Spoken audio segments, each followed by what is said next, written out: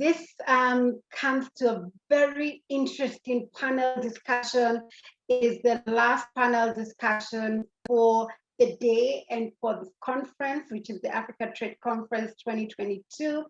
I am here with able trade experts and business leaders who are doing amazing things on the continent and beyond in regards to empowering women in trade.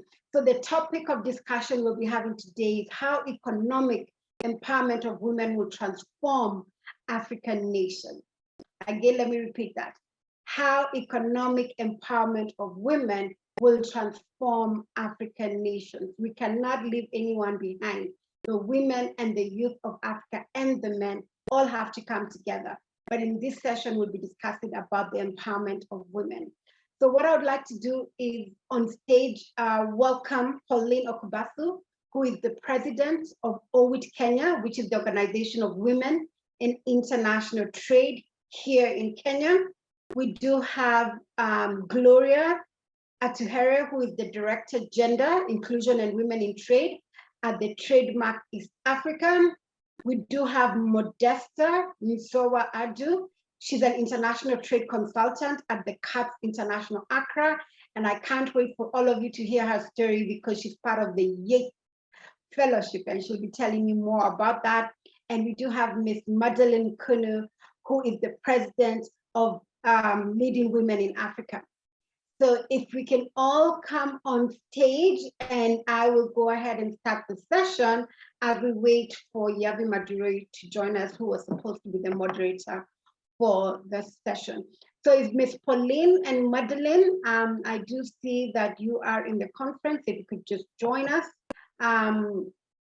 Because of time, what I would like to do as we start this conversation today around how economic empowerment of women will transform African nations, I would like to sort of set the scene, right? So we see progress is happening, right? So we have seen progress happening in different African countries. Obstacles are being removed in regards to inclusion of women in the economic agenda of Africa. This is the decade of African women, financial and economic inclusion. So we are seeing progress, but we are not there yet. If you look at it pre-COVID, right? The World Bank report titled Women, Business and the Law 2019, A Decade of Reform, it stated that Sub-Saharan Africa had the most reforms promoting gender equality in any region. In fact, 6 of the top 10 reforming countries were DRC, Guinea, Malawi, Mauritius, Sao Tome and Principe, and Zambia. But post-COVID, the African Development Bank shows that women economic empowerment is not just important as was in 2019, but now becomes critical for sustainable post-COVID recovery, or in the margins of gender-based violence being declared a shadow pandemic, especially in Africa. So the African Development Bank is saying, look, this is very critical for us to have recovery in our economy. We cannot leave the women behind, right? And we know, being on the continent, that African women are disproportionately affected by poverty, right? The pandemic increased gender inequalities, gender-based violence. These are many things that affect us as women. But as we enter this discussion, I would like all of you, I just see Modesta here and Madelein, to engage, to spark this dialogue and look at how we can drive evidence-based reform on gender equality at national levels, right? How can we explore and inform development policymakers and enrich development programs to address these gender disparities in matters of inclusion in the economic agenda of Africa, right? This is very critical, and I know a lot of work is being done. For example, I see Yavi has joined us with the Pan-African Business Women Association. It's an organization that is doing research, pushing for the right policy on women and youth in the trade protocol, right? A lot of work is being done in this space. So I think this would be a very great discussion about us to see what are the opportunities presented in the context of plans for action with the AFCFTA and how we can all pull together to make sure that women are being involved in economic transformation of this continent.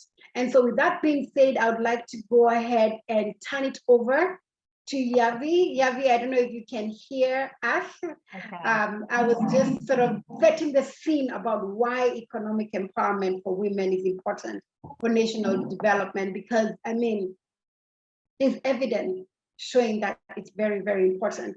And as this being the last panel discussion of the conference, it's very important that we have a takeaway around how do we ensure that this is happening. So Yavi, I'll go ahead and take it over to you for you to run over with the rest of the discussion on this panel. Thank you very much. Thank you so much, and thank you. And no pressure, obviously, for the last panel, but I know that the ladies and I are up for it. We will end it off on a high because we are women and we're talking about women issues. So I know that it's going to be an exciting conversation.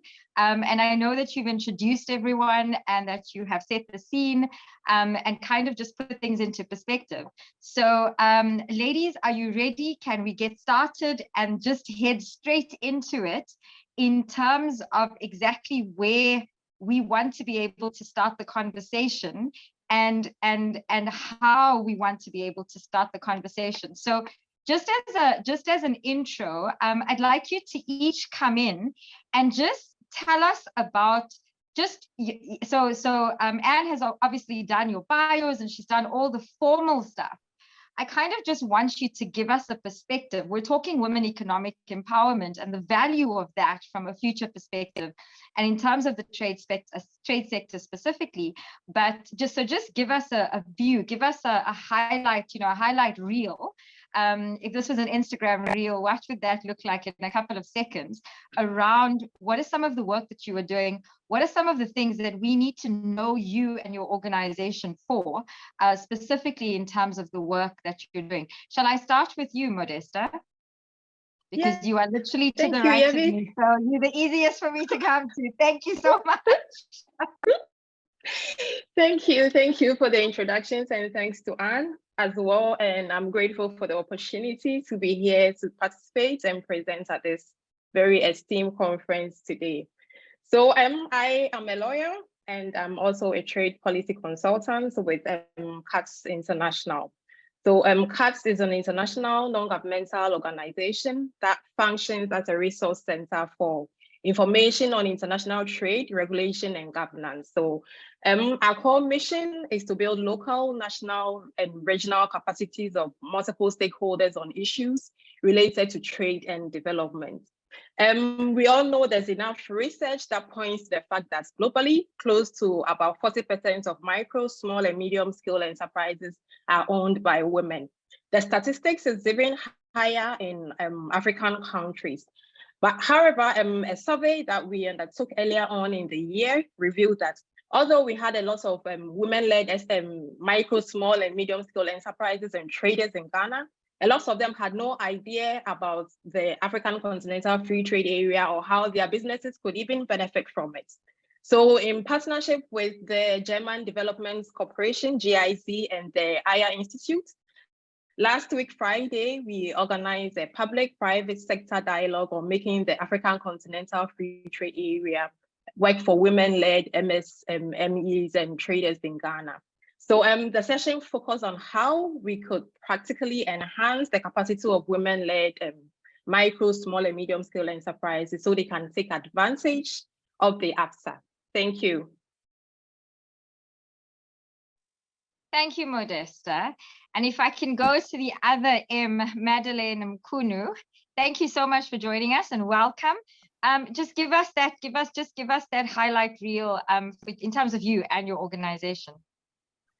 Great. No, thank you so much. And thank you, Anne. Thank you for the conference, for inviting me. It's really such an honor. Thank you, Yavi, for, for having me in your panel. So yeah, I think the issue of women has been, have been in existence for centuries. We know that. With RWA, what we are doing, we're really focusing on women in leadership and women economic empowerment. So to be concrete, what we are doing, if we can start with women in leadership, we really believe that for Africa to reach the sustainability that we're looking for, we need to have more women on board or women in decision-making position. So we run a number of programs in terms of women empowerment. We have a mentorship program on women in politics. We run some courses on women in politics because we really just want to encourage women, more women actually to participate in the mainstream activities of the development. On the women economic empowerment side, basically we know the potential of women on the continent as research has been shared, and we know about the potential of the African continent in terms of economic opportunities. But what we have identified, and I think the research is continue to show that, is that there's a gap. You know, there's definitely a paradox between the opportunity that Africa has to offer and the status of women. Yes, we can see more and more women are basically operating or overpopulated even on the entrepreneurship space. But the research is also showing that the rate of lack of sustainability is very high, where a lot of women, yes, we enter in entrepreneurship or self-employment even, you know, just to try and survive, and which is not sustainable. So from RWA point of view, we're saying, okay, how can we create a linkage between the women potential and the opportunities that exist? So it means that we have to go out there, identify where are the opportunities where women can tap into, where women can participate. And it does not matter what sector. We work across sectors and industries. We have one of the programs that we have actually is women in infrastructure development in Africa, where we want more and more women to participate in infrastructure projects on the continent, because we are rebuilding this continent, and without the participation of women, you know, so we're not being given a space on the table. Yet we do have women across sectors, you know, you know, the women engineers, women in construction, women in all those sectors, but they are underpopulated or underrepresented on those sectors. How can we create opportunities where women can tap into those opportunities? Thank you. A sister after my own heart. It's like you are speaking my specific language, literally my words. So honestly, it is just amazing to be able to hear the kind of work that you are doing and the kind of things that you are wanting to focus on or are focusing on. We'll talk later and we'll talk offline, but yeah, it's exactly that. It's how do we now start getting, we can't only talk about women at grassroots level. How do we talk about women at all levels in the value chain, and at all levels in order to be able to influence decision-making, et cetera, et cetera. Gloria, welcome and thank you for joining us. Just to get, obviously, just to kick this off, we're doing the highlights reel. I'm not sure if you heard me. We're doing, you know, because you were going in and coming out.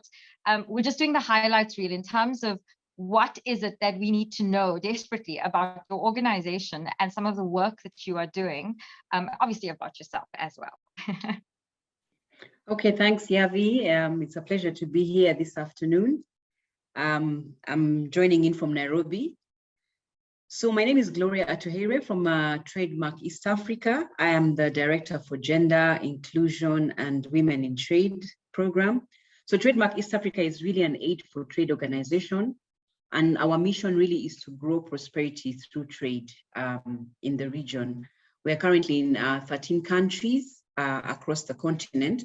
And primarily we do work in two ways. One is to address the barriers to trade, which could be in form of infrastructure, it could be in form of policy or trade systems and processes, which is sort of the supply side of our work. And then the other side of the coin is to really grow competitiveness and also ensure inclusion. And that's really where my portfolio sits. And the idea is to try and bridge the gap, to bridge the inequalities that exist in trade, and just to empower women through trade. So my program in itself really looks at social and economic empowerment of women. And that's really looking at building a holistic value for trade from women. We work across the spectrum, and I like what you said, both the formal and informal, women informal or informal, whether they're producers or exporters or cross-border traders, of course, who are the majority.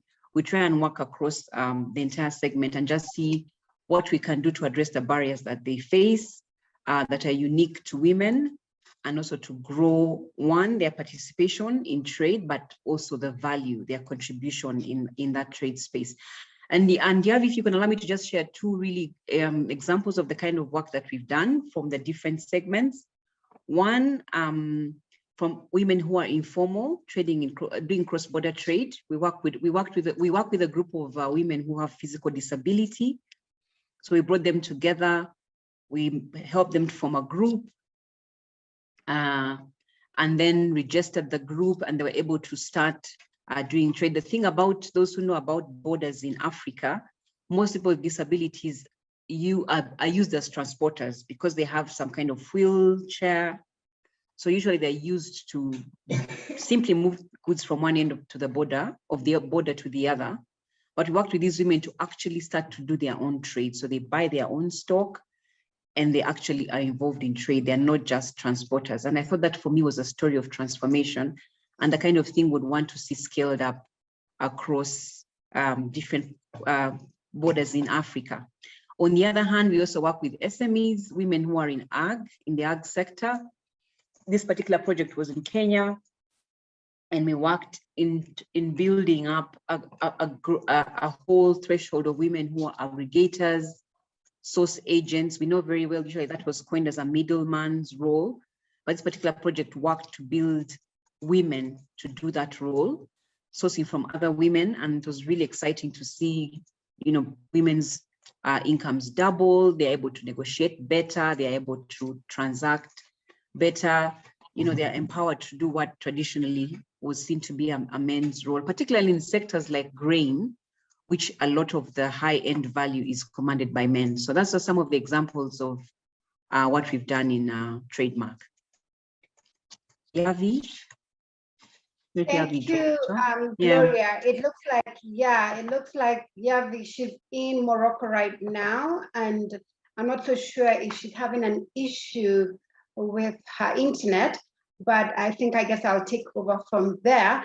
Thank you, Gloria, for sharing that and saying, really, if you empower women, and you support them, then you see transformation, right? You see a direct difference in the lives of the people that they are around. So thank you very much for the work that you do at TradeMark East Africa. Let me go to you, Madelein, right? So Madelein, of course, you work for the leading women of Africa, but it seems to be, and I don't know if all of you are seeing the same thing, because we had in the prior conversation with UNECA, there's a lot of training focused on SME, especially women and youth. It seems to be the focus. But then also we are seeing an influx of people saying they're women trade experts. I don't know if there's something like that, women trade experts. Is this still, what do you think about that, about women trade experts and men who also claim to be that and speak about seniority, and they're making decisions in regards to women in trade? What do you think about that? Do you think that part for women trade experts is a space for just women who are in leadership, who understand women in trade, or can anyone say they're the women trade expert? What do you think in the work that you're doing? I think in the work that I do is that, yes, women, you know what is expertise in the first place? It's actually advanced experience. Okay, so it's not sitting at university only. It's actually those women that have been doing this over and over. These are the experts. And if we look at just the population of entrepreneurship in Africa, is actually represented by women. And these women have the right to call themselves trade experts because they are sharing their experience from what has happened to them and not necessarily from a book or from, from any lecture. It's based on experience. And sometimes that's what we need. As business people, as entrepreneurs, we want to hear, we want to learn. You have experienced trade or cross-border trade, whatever the case will be. Please tell me, what is your experience? That is an expertise. So considering the amount of women that are actually surviving of trade, whether it is cross-border or internal, I think that expertise that they have got, it cannot be underestimated. Because that is what in leadership we call, they can leave a legacy to the next generation, or they will learn by mistake. They will learn, they will actually influence even the policy, because they are the one, they are going in those borders. They can see, the amount of corruption that is happening there, the abuse that is happening there, all kind of challenges that are happening there. They can actually influence the policy than someone sitting in a classroom. So I would totally agree that trade experts are actually those women that are on the marketplace doing what they can do to grow their businesses, to feed their families, and those what I call experts. Thank you, Madelein, for that and for stating experience is a lot, right? So when you are in the trenches, when you're doing business, you can actually call yourself an expert. And those are the women we want to see rise in leadership. I think that's a very good segue to the next lady who's just joined us, Pauline Okubasu, who is the president of OWIT Kenya, an amazing woman, let me just say that, and the work she's doing. And the reason I say that is exactly what Madelein has said. So Pauline, just to give a little bit of background. So Pauline, you are a marketer. You are a CEO of your own food company, right? But above all, you're the president of the Organization of Women International Trade. So you're in different spaces, right? A professional, an entrepreneur, a leader. And this has put you in places where you can actually influence policy, right? Could you tell us more around the work you're doing and why you think the empowerment of women is very important for us to be able to transform African nations? You've done it practically, right? So can you continue to share with us your thoughts about how you've done it and why more women need to be on the decision-making tables when it comes to women in trade? Welcome, Pauline. Thank you. Thank you so much, Anne, and you're doing an amazing job too, and bringing us all here together, like-minded women from different ecosystems. It's really critical because just like Madelein has said, we are the experts. We are the ones being in the marketplace. You're the expert, you're the one who can dictate what you want to see. But being one person alone, one voice cannot be heard. And that's why we really want to encourage more women to come in together, join an association, join different groups where you are at, join different conversations, just like we're doing right now. Amplifying the voices of women across Africa is how we will make the AFTA protocol of women and youth in trade work for our own development. Bringing in, if you talk about bringing in the public sector, bringing in the government, they may not really understand. As one speaker really mentioned about research, going down to the woman, going down to the grassroots to really find out what is ailing them, how can we bring them up to speed to be able to understand what development, what trade really means. Well, for me, who has been employed before, grown up the corporate ladder, and thereafter decided to take the leap of faith and start my own business. I really went through a lot of struggles, and I wished that I had somebody to walk by me, and that's why mentorship really is important, and just being around these experts, the women in the marketplace. That's the best place you can get coaching. That's the best place you can get mentorship, and that is what I did. When I joined OWIT, I was at a point where I wanted to give up and go back to employment, but the women there held me. They told me, no, you cannot give up. It's at that point that you want to give up that when that the doors just open. And that's what I did. I got 3 women who I would talk to when I'm going through the compliance issues. You know, as a business person, you take 1 step, or you can even take 2 steps forward, and you're taking 10 steps backwards, because there's no really one place where you can go in and get all the information that you need. And also the confidence level, I mean, just goes down. Every time you're trying to take 1 step and you're taken back, you get demotivated. You feel like giving up, and your confidence level goes up. You feel that you actually cannot do it. You're not capable of doing it. And that's why I'm really passionate about women economic development, because it's there that we can bring in more leaders. We can bring in the micro SME, or even somebody who is just in ideology, to bring them into that space, because I have walked through that space. I'm able to handhold somebody. It was, I can give you an example. In June, there's a lady who joined one of our webinars on agriculture and AGOA. And she later on followed up with me, and she told me she has this big farm and she doesn't know what to do with it. I took her through the steps. Right now, there's a testimony that she has very well packaged products, which are now kept certified. They were certified last week. And she's now looking to take them into the market. So it's just walking the journey, leaving no woman behind, because that is what we exactly do at OWIT. We say we are not leaving any woman behind. And it's been discussed that the Nairobi woman knows too much, or the city woman has been exposed to so much information. How about we move deeper into the grassroots so that we bring more women on board? So that's what currently OWIT is working into moving to different regions in Kenya. I source my products from the grassroots woman, from the farmer, the smallholder farmer in the farm. How do I show her that by her doing good agricultural practices would also lead her to benefit from the trade that I am doing, from the export trade that I am doing? She also benefits, her community benefits. She's able to feed her family. She'll also become a leader, because that's what we are trying to grow. We're trying to grow leaders in OWIT, and she will become a leader.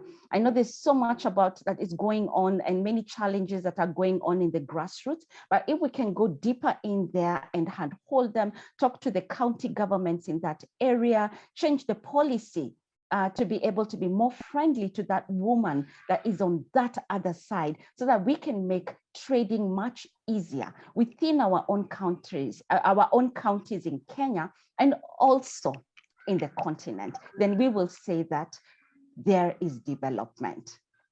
And that's what you want to see. So in OWIT, we're very keen in looking at 4 objectives, one of them being market access. The other one is capacity building, access to finance, and mentorship. Those are the 4 areas that we focus on in OWIT. Thank you. Thank you, Pauline. Thank you for sharing your story and emphasizing about mentorship. I do see Yavi is back, and I'd like her to continue that conversation.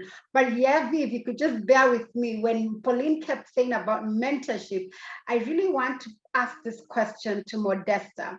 And the reason why I want to ask this question, and she can share her story, I am part of what an organization called Trade Experts. Basically, we are women in trade who happen to be female, right?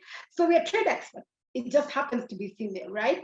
And she's part of the Young African Trade Experts. And I met her basically been in that forum, and she will tell the story, and the person who is mentoring her and the experience she's had being able to then go to Geneva.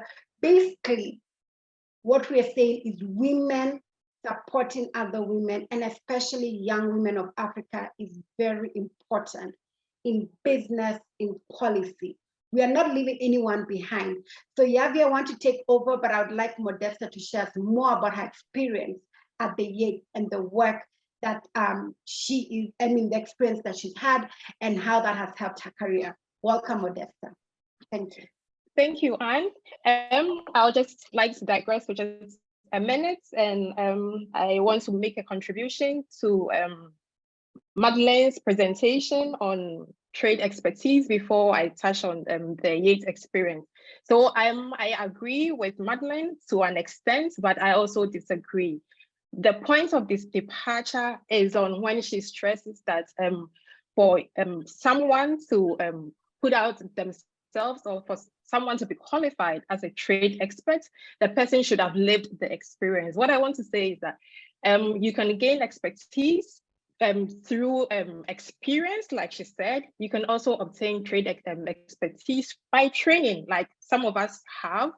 And the two are not mutually exclusive, because even though women traders and entrepreneurs are the ones living the real life experiences, with the issues of explaining trade policies are important. We need people who would be able to explain the trade policies to the entrepreneurs and traders on the ground. Issues of data is important. We need economists. We need people that will monitor and evaluate if the policies that are even being implemented are achieving its objects. And so in that light, you can't separate expertise from expertise that is based on experience from that has been acquired from training. And in my case, for instance, I have postgraduate studies in international trade and investment, or currently at CAS International. I designed trade policy. I designed training models, training schedules, workshop based on for women engaged in small and medium scale enterprises. And so based on that, I can say that I've got some experience in international trade, because I am engaged in engaged in the formal aspects of international trade through the training. And so in that vein, experience, trade expertise from experience, and that's acquired from training, they are not mutually exclusive, and so the two cannot be separated. Both sides, both types of experience or expertise are very necessary if we are to achieve or attain women economic empowerment. So that was just on that. For my experience at the trade expert, I was actually very happy that Madelein, and I think even Pauline had also mentioned, like OWIT undertaking mentorship programs for young people. So the Young African Trade Experts Program is a platform for engagements of young, it identifies talents, young African talents who are involved in various aspects of international trade. So we have people with expertise in law, we have economics, we have financial analysts in our midst. And the program is under the initiative of Bogolo Konewendo, who is a former trade minister for Botswana, and Hannah Norbeck. So we realized that if Africans, if we are to benefit especially from a program like the African Continental Free Trade, like I already said, then experience and expertise cannot be overemphasized. So through the program like the Young African Trade Experts Program, the young people in the fellowship are given a platform for engagement with experts in the field.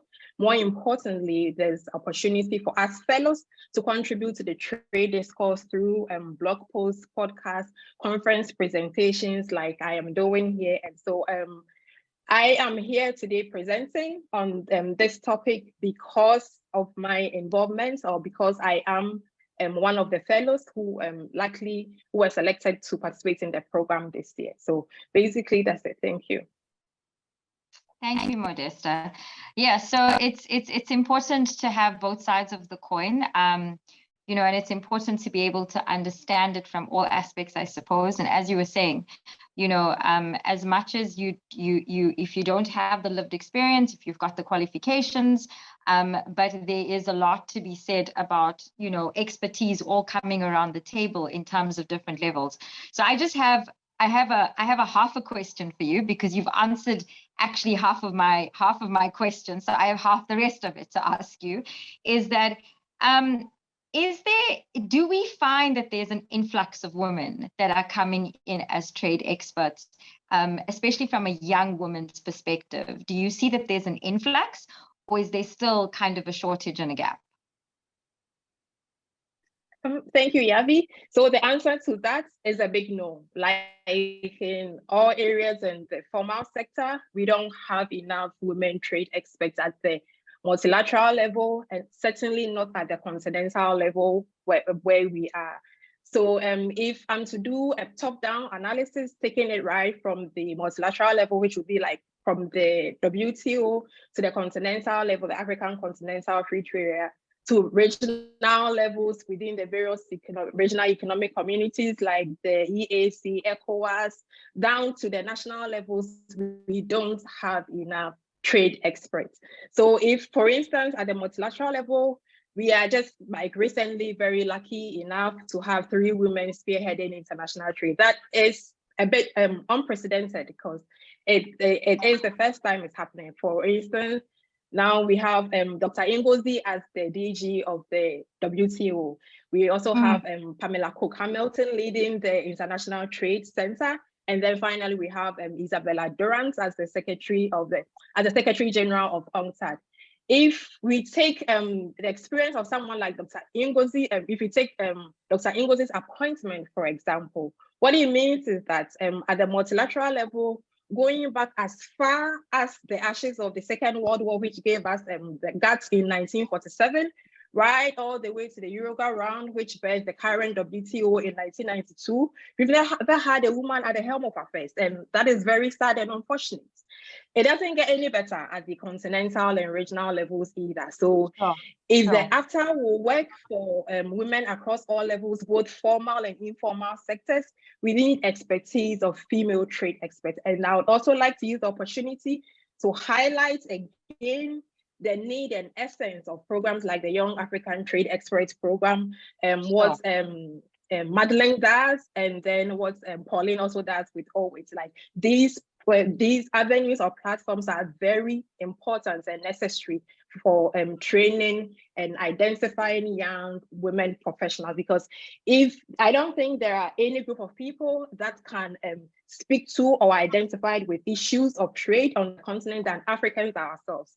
And there's enough research to show that women are more engaged in economic activities, both especially in the informal sector. So we are the ones that can speak to our experiences, like Madelein said. If you go to the women engaged in informal cross-border trade, I don't think the woman, there's anybody else that is better experienced to talk about issues affecting them at the borders than them. And so we need a lot of experts in the field.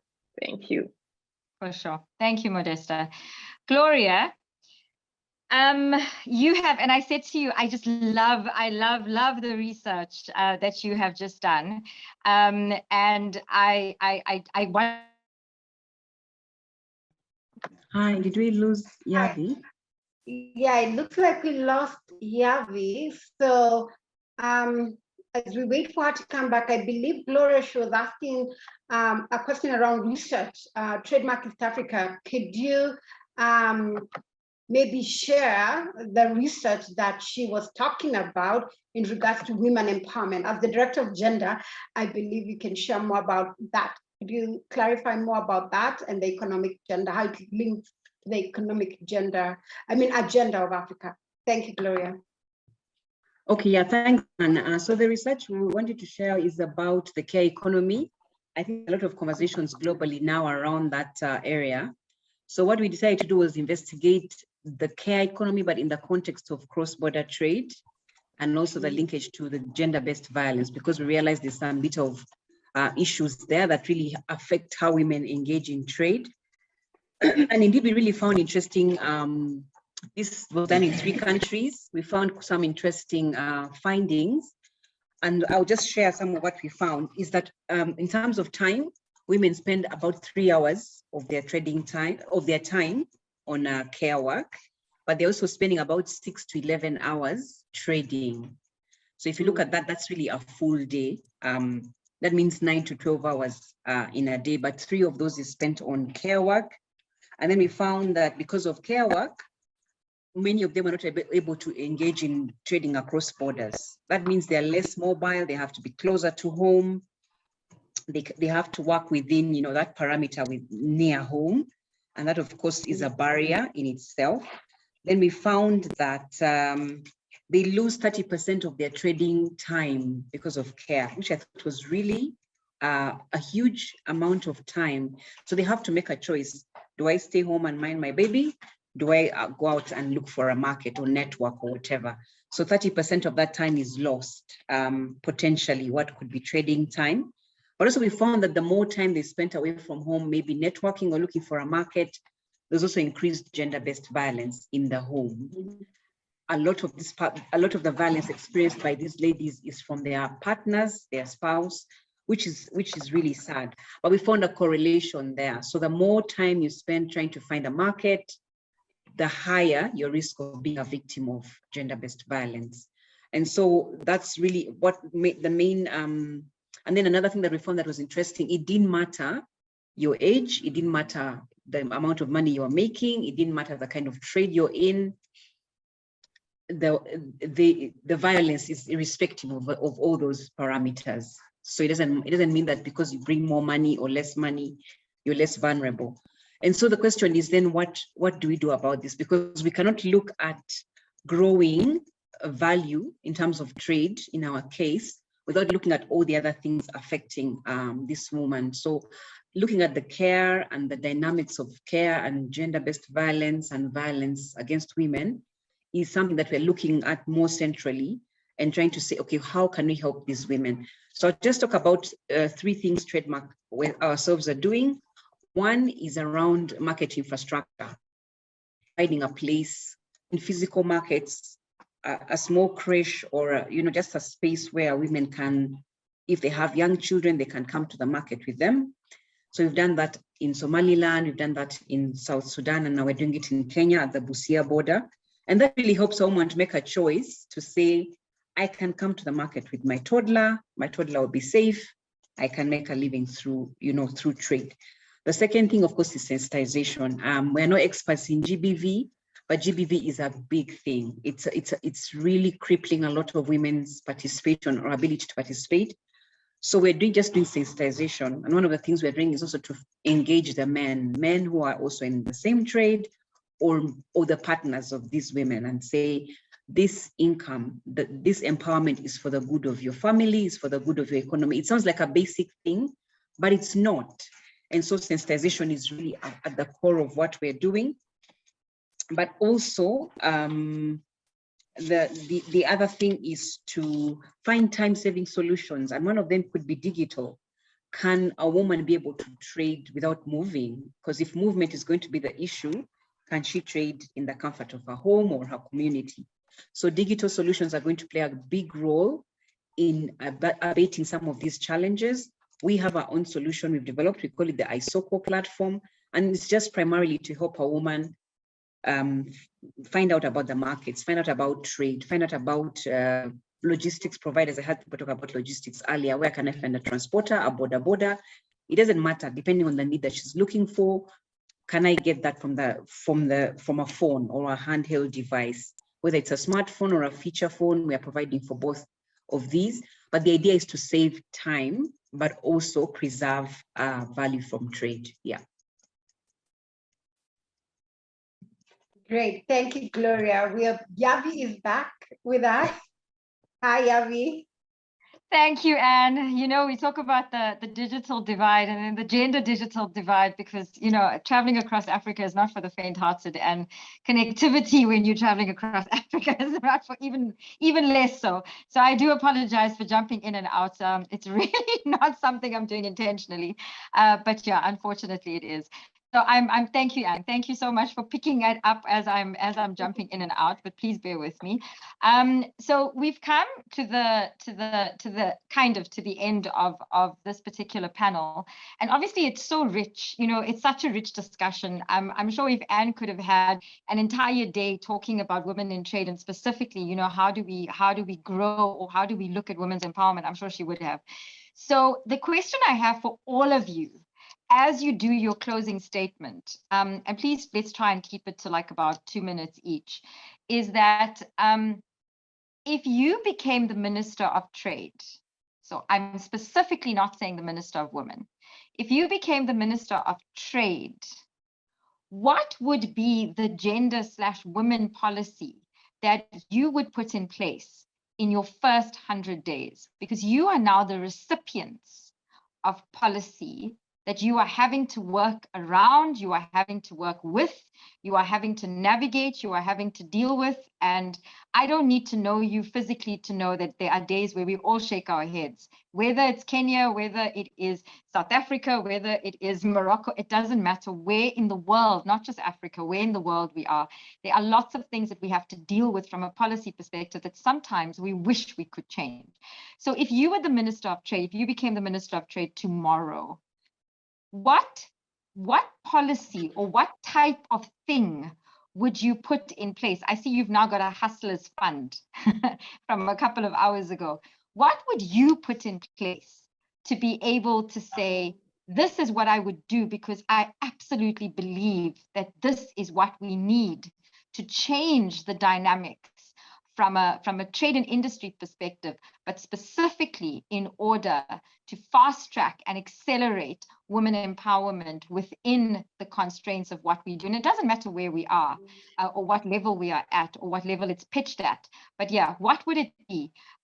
Pauline, can I come to you first? Yes, sure. Thanks, Yavi. So if I became the Minister of Trade, amen to that one day. And what two of the things I would do is I would ensure that, because one thing I realized that investing in a woman is not just the right thing to do, it is the smart thing to do. And then the gender equality, the gap is so wide. So I would ensure that there are more women placed in different positions. If it's a 50-50 share, I'd ensure that that is put. Sensitization would be cut across all sectors, especially the government sectors, the regulatory bodies that frustrate so many women.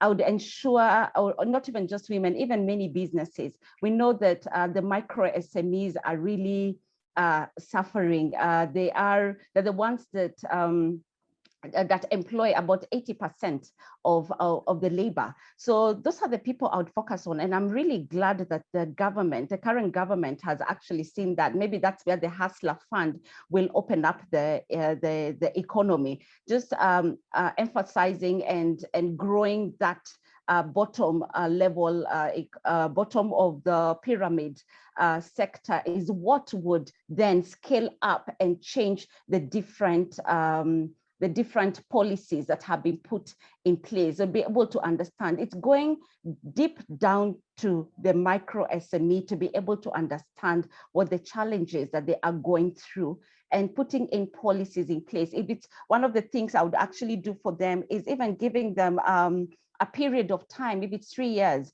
where they are not paying tax, so that they can see their businesses grow. That is quite critical, and then keep hand holding them. See how the bigger brothers and sisters, the bigger industries are doing it, and sitting down. I'm really keen on mentorship, where a bigger brother holds the smaller sister that is just beginning business. and collaborating with them. It's all about collaboration. It's not competition anymore. And COVID has taught us that we need to collaborate. Yeah. So those are the key areas I would look at, and also bringing in the continental leaders, leaders in the different continents, having meetings with them, streamlining the trade challenges we've had about removing of the tariffs, the non-tariff barriers. Those need to be removed because they need to give us timelines. When are they doing it? Because it needs to be done like as soon as yesterday for us to be able to trade with one another. Yeah, that's what I would do in that short time. Thank you, Pauline. You sound like you have a plan, so hopefully you become minister shortly. Let's hope. Gloria, what would yours look like? Yeah, Pauline just stole my vision, but we'll work anyway, together. I still think that the informal economy is the place to start. I agree entirely, just because of the vastness, the bearing on employment, food security, and livelihoods.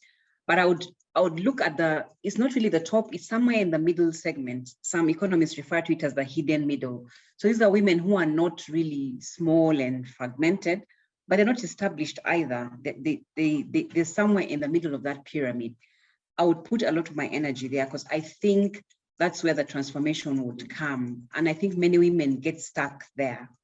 So how to graduate them and grow the value in that space would really be my focus if I became the Minister of Trade, but also to look at the data issue. Someone talked about data, I think the whole of this day, the last 2 days. We need to understand this economy, and the only way, the informal economy, and the only way to do that is to get the data, proper data, saying who are these people, what are they doing, what does it look like? We need to understand that. We need to invest in that data. I think we talk about informal cross-border trade, for instance, but we really don't have the numbers. We really don't have real numbers, and half the time is because they are not recognized. They're under the radar. Nobody is really recording. So that's what I'll do.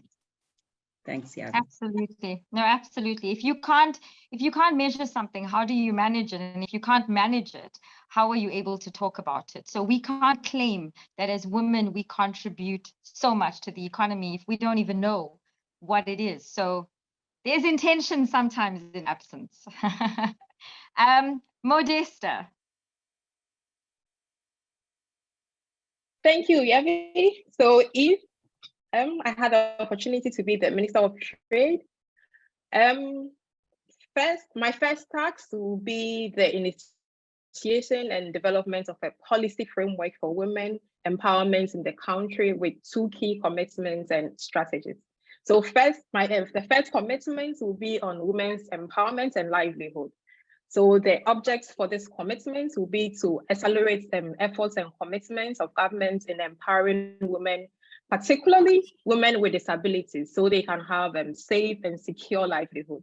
My strategy for this commitment will be seeking strategic partnership and support for women. So from such partnerships, we can mobilize sector-wide funding support for these women with the help of development partners and even some civil society organizations. My second policy commitment will be on economic opportunities. And here, the aim will be to improve economic opportunities for women and women-led enterprises. For strategy, the strategy to achieve this commitment will be through the promotion of secure and affordable financial services to women in the informal sector, particularly. I'm sure we can all agree that one of the biggest constraints women entrepreneurs and traders, particularly those in the informal sector, face is on access to financial resources. So that is the motivation for this.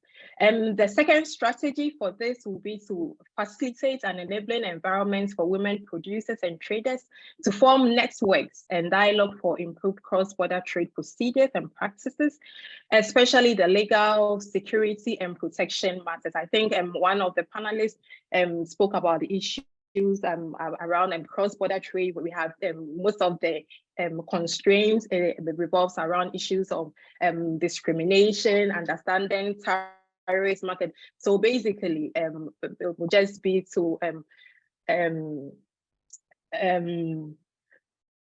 improve cross-border trade procedures and practices that revolves around these issues. And then finally, the strategy another strategy will be to facilitate gender equality and women's empowerment issues to cover very practical and pertinent areas such as fair trade for African commodities. Thank you. Thank you, Modesta. Thank you. I love having the youth voice at the table. Madelein, what would you do in your first 100 days for gender/women if you were Minister of Trade? Thank you so much, Yavi. Thank you, Anne, for the opportunity first to dream of becoming a minister one day. I think, I'm off politics, but you never know, if it happens one day, definitely we do have a plan. I doubt it that one of you have attended one of my session on women economic revolution. Okay, it's really just a few thoughts that I've put together over years to say that, there's just so much happening on the continent. We can see war everywhere. When we talk about women economic empowerment, you look at from broader perspective and you can see what are the challenges that are there. Wars is one of them. Who's perpetuating wars is men. All right. So we said then, us as women, we don't want to take guns, but there is another revolution that we can do, is economic revolution. Right? So where we go out there and there's just so much opportunities and then, women are just so enthusiastic, so dynamic and just, they have the, I can do it. I can, I can achieve anything kind of attitude. So we said, so there's that program that I ran, that is said, let's do a woman economic revolution, right? And another aspect of that, what we look at is that in every country, on the continent, we're 1.2 billion people now, and half of the population, if not more, 50 plus 1% is women, right? So, and who go to shop? Who are the economic decisions? They are women, right? So you see how the economic revolution is going. I'm the one who make decision where to shop, what to buy, where I can go and all that. So you can see that the trend, how I'm going to start converting all these thoughts into policies, right? So when we get, because there's three elements that we always talk about when we talk about women economic revolution. We look at number one, we want more women producers.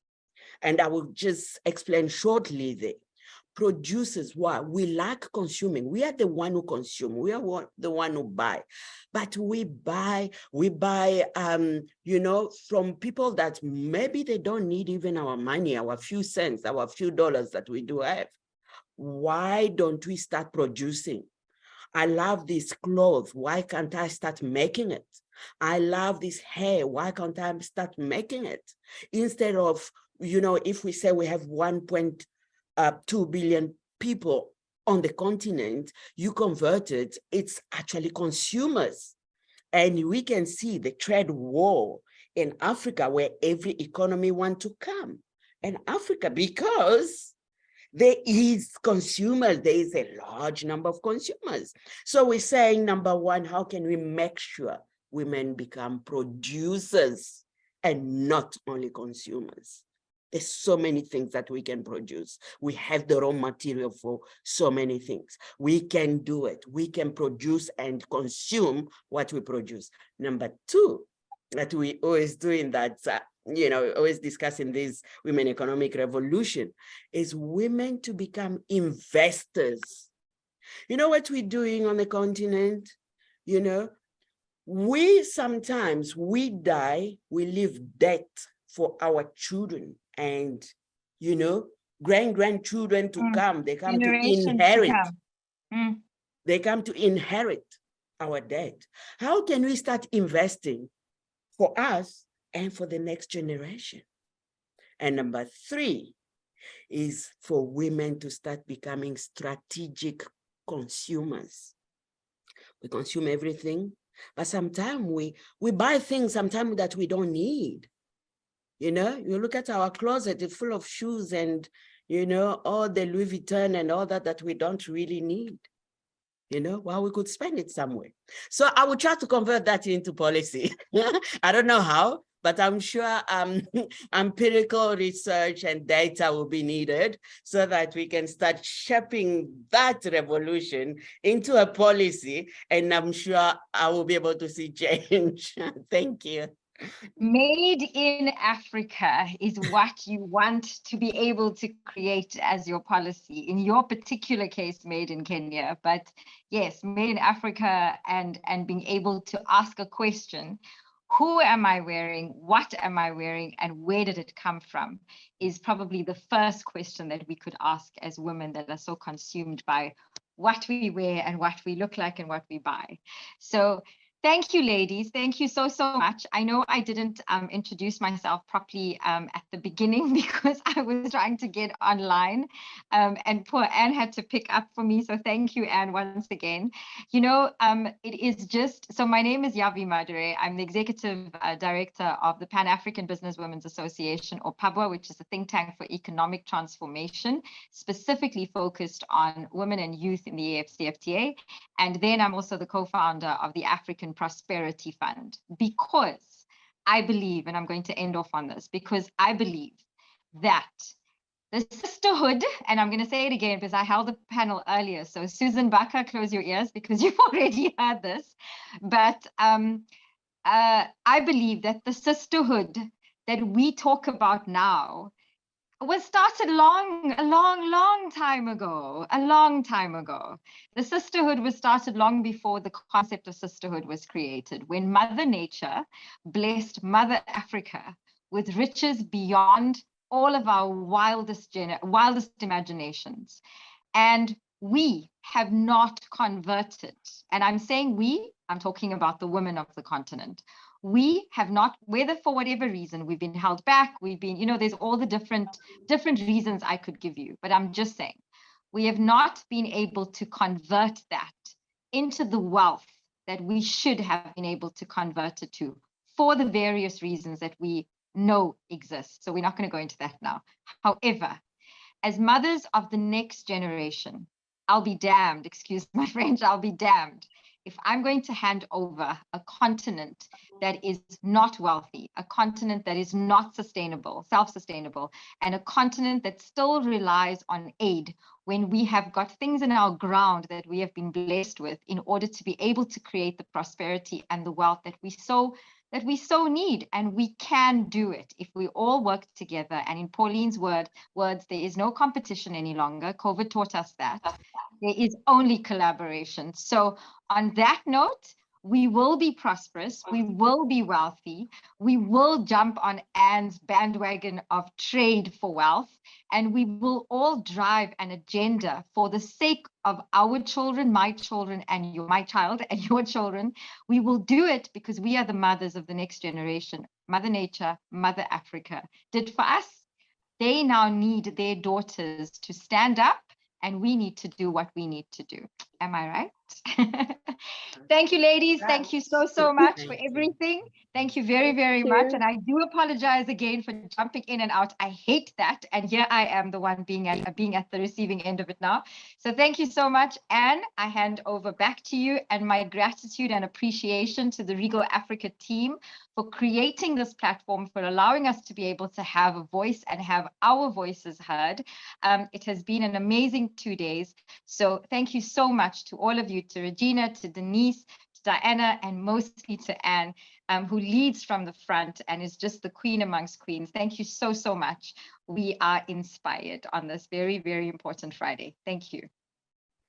Thank you, Yavi, for wonderfully moderating that session. Thank you, all these ladies, for really empowering us, or telling us how we need to be empowered to transform African nations. Thank you, Pauline. Thank you, Modesta, Madelein, and Gloria. And Yavi, I do have to say, I don't know if I'm going against protocol. When you were asking the vision for Ministry of Trade, I was scratching my head a little bit. And I was like, Okay, I'm ambitious, but I actually wrote down 3 things that I would. Oh, please tell us. I did, and it's ad hoc thinking, but the first thing I thought I would put it into 3 things, right? Internally and externally, or international trade. I think my biggest thing really is around SMEs and startups. We see a lot of young people and women who come out of corporate for whatever reason or cannot join corporate. So tax holidays, like Pauline said, is something very, very, very important. But the other thing is really around market access internally. How do we get the policies, government and corporate, private sector to have more quotas for women? But I think the third thing is what I'm really passionate about. We need to do more exports. We need to do more international, intra-Africa trade and global trade. One of the policies I'll do the first 100 days is say that we need to have mapped out our counties, if it's in Kenya, know what it is that we're producing, have export centers, right? So an export center is, for example, in this area, I'm producing avocado. The policy say every county, every region should have a particular product that they're good for. And that area would be championed to be able to export, which means not every individual woman can be able to export herself, but would come together as association, cooperative, exporters to then find the market together, because I believe the power of Africa is in the collective, right? So women coming together, people coming together. So the policy really would be around export centers. I am challenged. I don't know if the Ministry of Trade will come to be an advisor about it, but one day. You never know. You never know. You know, Let me drink for minutes. I was like, what would I do?